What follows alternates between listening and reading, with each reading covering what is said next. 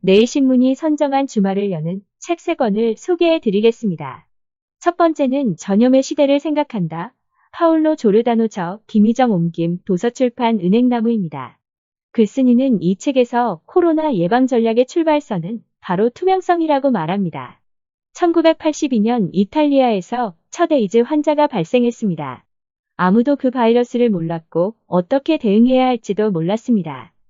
당시 감염된 환자를 수술할 때 의사는 장갑 2켤레를 착용한 게 전부였습니다. 수술실에서 에이즈 환자의 팔에서 피 한 방울이 바닥에 떨어졌습니다. 어떤 일이 벌어졌을까요? 마취과 의사가 비명을 지르며 뒤로 펄쩍 물러났습니다. 모두 의사였지만 겁에 질려 있었습니다. 이탈리아의 소설가 파울로 조르다노는 전염의 시대를 생각한다에서 외과 의사인 아버지가 들려준 얘기를 담았습니다. 그러고는 코로나19에 점령당한 현재를 그때와 똑같은 상황으로 진단했습니다. 우리는 분노, 공포, 불안, 냉소, 불신, 체념으로 대응하고 있다고 했습니다. 공포 패닉의 어원은 그리스 신화 속에 나오는 들의 신 판에서 유래합니다. 저자는 들의 신 판이 때때로 큰 소리를 질렀는데 그 소리가 어찌나 크고 끔찍했던지 주위가 온통 소스라치게 놀랐다고 했습니다.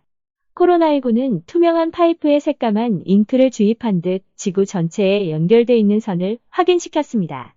저자는 전염병은 우리가 집단의 일원이라는 것을 새삼 깨닫게 한다며 펜으로 선을 그어 인간들의 상호 교류를 표시한다면 세상은 단 하나의 거대한 잉크 얼룩일 것이라고 설명했습니다. 더 이상 국경도 지역도 구역도 존재하지 않는 범세 개화를 보여주는 지표라고도 했습니다. 우리가 어디에 있든 다층적으로 연결되어 있다는 것, 그리고 우리가 사는 세상은 복잡한 데다 사회, 정치, 경제 논리뿐 아니라 인간관계와 정신적으로도 서로 얽혀 있다는 것이 명확해졌습니다. 빠르고 복잡한 상호관계를 만들어낸 우리의 능력은 자신에게 가하는 형벌이기도 합니다. 조르다노 생각의 끝엔 무엇이 있을까요? 그는 현대사회에서 시민과 기관들 그리고 전문가들은 서로 믿지 못하는 삼각관계에 놓여 있다며 전염의 시대에 투명한 정보는 권리가 아니라 필수적인 예방의학이라고 했습니다. 제일 나은 선택은 내 개인적 이익만 따지지 않는 것이라며 나의 이익과 다른 모두의 이익을 동시에 고려해야만 최고의 결정을 내릴 수 있다고 했습니다. 조르다노는 이탈리아 토리노 대학에서 물리학을 전공했습니다. 25세의 나이에 첫 소설 소수의 고독으로 이탈리아에서 가장 권위 있는 문학상인 스트레가상과 캄피엘로상을 동시에 수상했습니다. 두 번째는 스토리노믹스 로버트 맥키저 이승민 옮김 도서출판 민우민입니다. 이 책은 돈 쓰는 광고 말고 스토리 마케팅을 하라고 주장합니다. 스토리텔링 마케팅, 스토리텔링 프레젠테이션, 스토리텔링 수학 등 스토리텔링은 최근 여러 분야에서 주목받습니다. 스토리텔링 공모전도 한창입니다. 스토리텔링은 상대방에게 알리고자 하는 바를 재미있고 생생한 이야기로 설득력 있게 전달합니다. 정보를 단순히 전달하는 게 아닙니다. 쉽게 이해시키고 기억하게 하며 정서적 몰입과 공감을 이끌어냅니다. 이 책의 저자는 마케팅에도 사람들의 관심을 자연스럽게 붙잡고 유의미한 정서적 경험으로 보상해주는 스토리텔링이 필요하다고 강조합니다. 정보와 엔터테인먼트의 소비 패턴이 급격하게 변화하는 현재, 마케팅 또한 스토리 중심으로 전환해야 한다는 거죠. 끼어들기 전략과 속임수로 관객의 즐거움을 방해하는 광고 중심 마케팅 시대는 이제 끝났다는 겁니다. 저자는 스토리가 어떻게 인간의 정신과 조응하는지 살펴보며 동서고금을 막론하고 스토리텔링의 바탕이 되는 보편적 형식의 구성 요소들을 해부합니다. 독자들이 상황별 창작의 기술을 스스로 키울 수 있도록 보편적인 형식과 전략을 제시합니다. 먼저 영화, 드라마, 소설 등에서 사용되는 전통적인 허구 전달 스토리를 통해 스토리의 기본 요소들을 파헤칩니다.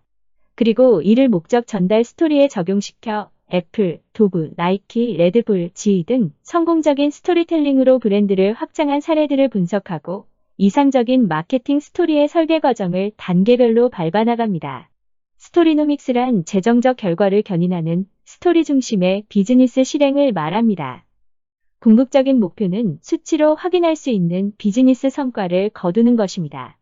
이를 위해 B2B, B2C 선두에 선 브랜드들의 수십 가지 전략과 사례 연구를 근거로 마케팅, 브랜딩, 광고, 판매 등의 전 영역을 스토리화할 필요가 있습니다. 저자는 스토리를 활용해 브랜드 친밀감을 얻고 디지털 마케팅과 결합시켜 더 많이 대중들에게 확산하는 방안을 설명합니다. 기존의 마케팅 데이터들을 스토리화하고 궁극적으로 조직 문화까지 스토리화하는 과정까지 보여줍니다. 또 삼성, 나이키, MS, IBM 등 다양한 기업들을 스토리 중심 마케팅으로 바꾼 경험을 바탕으로 성공적인 사례와 전략을 제시합니다. 또 독창적인 스토리텔링이 전통적인 광고를 뛰어넘어 어떻게 수익을 창출하는지 증명합니다. 미래 사회에서는 기업들이 광고를 위해 신문이나 TV 등의 매체를 빌리기보다는 자체 플랫폼에서 브랜드 스토리를 생산해 스트리밍하는데 훨씬 더 많은 비용을 투자하게 될 것입니다. 스토리노믹스는 비즈니스 세계가 가진 엄청난 스토리의 잠재력을 뽑아냅니다. 스토리텔링 기법을 자유롭게 구사하고 싶은 마케터들, 브랜드 스토리텔링의 미래를 만들어갈 분들에게 이 책을 추천합니다. 마지막으로 유튜브는 책을 집어삼킬 것인가? 김성우 엄기호 저 도서출판 따비입니다. 새로 나온 책 유튜브는 책을 집어삼킬 것인가는 문화연구자 엄기호, 응용언어학자 김성우의 대담입니다. 매체 환경이 달라지는 가운데 사람과 사람 사이에 다리를 놓는 리터러시의 중요성을 말합니다. 리터러시란 문자뿐 아니라 이미지, 영상 등의 매체의 활용 능력을 포괄합니다. 미디어 환경이 변화하는 상황에서 리터러시는 더욱 중요합니다. 디지털 네이티브는 글자보다 영상을 먼저 접하고 초등학생들은 유튜브 채팅 기능으로 영상을 보면서 소통합니다. 과거에는 기본적으로 텍스트 중심의 문해력이 기초가 되고 그 위에 영상 소셜미디어 검색이 올라갔다면 이제는 역전되는 현상이 벌어진 거죠. 1996년 하버드 에듀케이션 리뷰는 과거에 상상할 수 없었던 언어와 문화의 섞임, 사람들의 이동, 미디어의 변화에 따른 사적, 공적, 직업적 변화들이 진행되고 있다고 지적했습니다. 앞으로의 세계에서는 텍스트를 읽고 쓰는 능력으로서의 문해력은 소리와 이미지, 공간과 제스처 등을 포괄하는 멀티리터러시의 하위 분야로 존재하게 될 것이라고 주장했습니다. 책에 따르면 문제는 우리 사회가 그것을 감지는 하고 있는데 어떻게 개념화하고 가르칠지 대책이 없다는 겁니다. 디지털 네이티브인 학생들은 여전히 텍스트 기반의 시험을 치르고 평가받습니다. 때문에 우리 사회가 청소년들에게 문해력이 떨어진다고 하는 비판은 공정하지 않다는 게 저자들의 주장입니다. 이는 어쩌면 성인들이 리터러시 권력을 가졌기에 가능한 비판일 수 있습니다. 그렇다면 우리는 더 이상 읽지 않아도 될까요? 미디어는 단순히 미디어에 그치는 게 아니라 미디어를 활용하는 사람을 변화시킵니다. 내가 알고 싶은 걸 빨리 흥미롭게 전달해주는 건 소화를 하는데 그렇지 않은 미디어를 접하면 지루해서 끝까지 볼 엄두가 나지 않고 그런 변화 속에서 미디어를 편식하게 됩니다. 시민들이 리터러시 역량을 갖추는 것은 사회의 책임입니다. 글쓴이는 교육과정을 통해 또 사회 전반에 걸쳐 리터러시 역량을 키우도록 지원해야 한다고 주장합니다. 끝까지 시청해주셔서 감사합니다. 공감하셨다면 좋아요와 구독을 꼭 눌러주세요.